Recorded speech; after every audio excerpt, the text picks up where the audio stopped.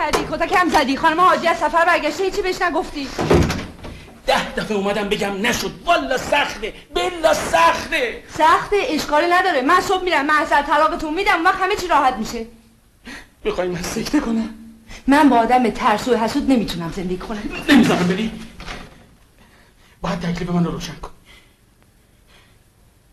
گفتم برده میخوای، زندانی میخوای. اشکالی نداره، تکلیفتو روشن میکنم. همینجا میمونم تا خانم حاجی بیاد. بریم. بیا از اینجا بریم. کجا بریم؟ بریم خارجه. که چی؟ آخه شما رایجایشو بلدی. این بچه های من فقط پول بنده رو میخوان. این ساختمونو میفروشم میدم به اونا، بقیه پولو نقد میکنم میذارم جیبم، با هم میریم عشق کنیم، کیف دنیا رو میکنیم. خوبه؟ راست میگی؟ آره. اما من تصمیمم عوض شده. میخوام اینجا بمونم. تازه از اینجا خوشم اومده. میگی من چی کار کنم؟ اگه این محسن نبود من فکر نمی‌کنم ناصر آقا از پس این همه اساس برمیاد. حاج خانم خسته شدیم، بیا با آسانسور بریم. کن عزیز من، تا بیاد طول میکشی 4 تا پلس میریم. بیا برو مادر جون. ناصر بنزوری عزیز هستی بیا. اوه زنبرا جان نداشتیم ها. همین امشب به خانم حاجیه میگی که من زن شما. 10 تا همبرگر دم برات میخرم. حالا مادر جون تو کی اصلا؟ این همه بی انصاف. یه شب کمه. فردا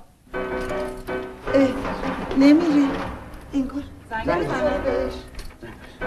مادر جون باز کن ببین. خیلی کمه. برا من خیلی زیاده. با مصیبت ها اومدن. باید بریم اونجا. پشتش آقات حاجی نمیشه. پشتش کلیده ولی ماشین آقا دم در بود. من شب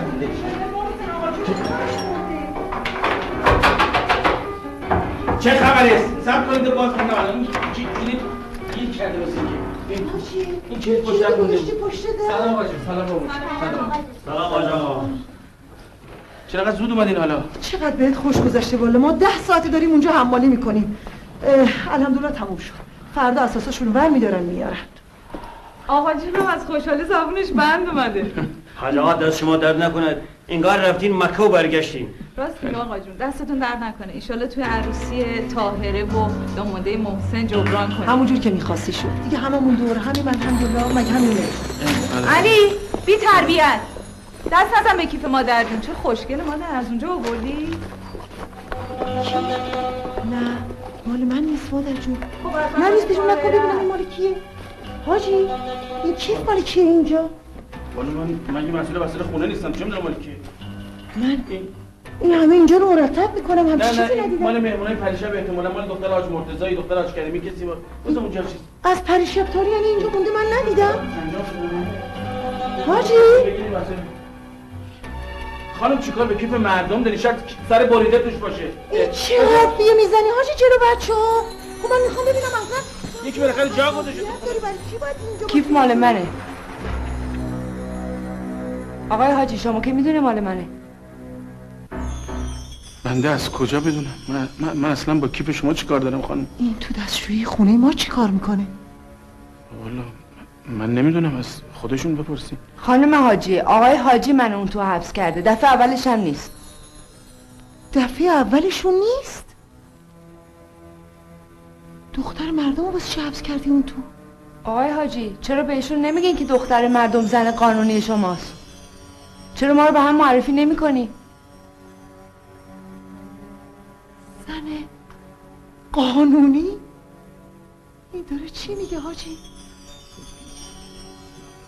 راست میگه؟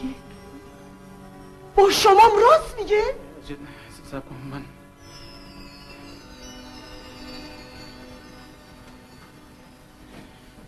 من نمیخواستم از توالت بیام بیرون. خانم حاجیه من نمیخواستم اینطوری بشه. قرار بود آقای حاجی همه چی رو به شما بگه اما جرئت نکرد.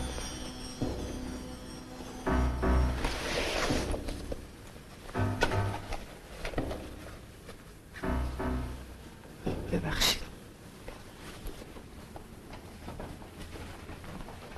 دنیا خانم از شما انتظار نداشتم.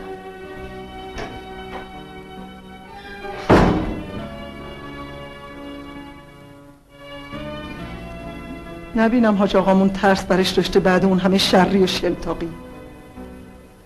همه این خبرها تو این 1 ماه بوده. میدونی یاد چی میافتم حاجی؟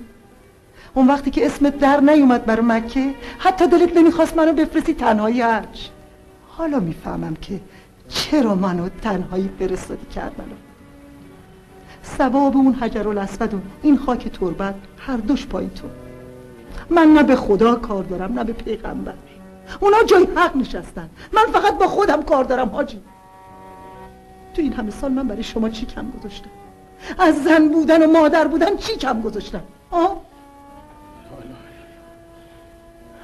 هیچ کدوم از اینا نبودم؟ خب به هم میگفتی کم گذاشته بودم؟ حالی میکردی خوش غیرت. به خدا این رسمش نبود حاجی. بعد از 35 سال. خانم من باید با شما صحبت کنم. به جای این حرفا سرتو بگیر بالا.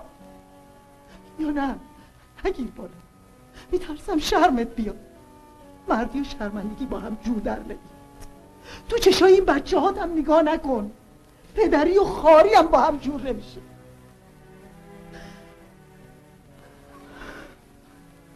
مکه نرفته بهت گفتن حاجی، همون موقعی که باورت شده قبول کردی باید میفهمیدم به اینجا میکشی. این حرفا چیه میزنی زن؟ به تو هم میگن من پدر آدمی زاد. لا اله الا الله. 100 کیلو برنج مهر من به این میارزید که ریش بزنی و کاکل خضاب ببندی؟ 35 سال گفتم چشم. فکر میکردی اگه بگی برو این دم آخر نه تو کارت میارم؟ خب این تتمه آخر عمری سربار کدوم یکیتون باید باشم؟ قدمتان رو چشم حاج خانم. خانه ما که قابل شما رو نداره. خدا از آقایی کمت نکن.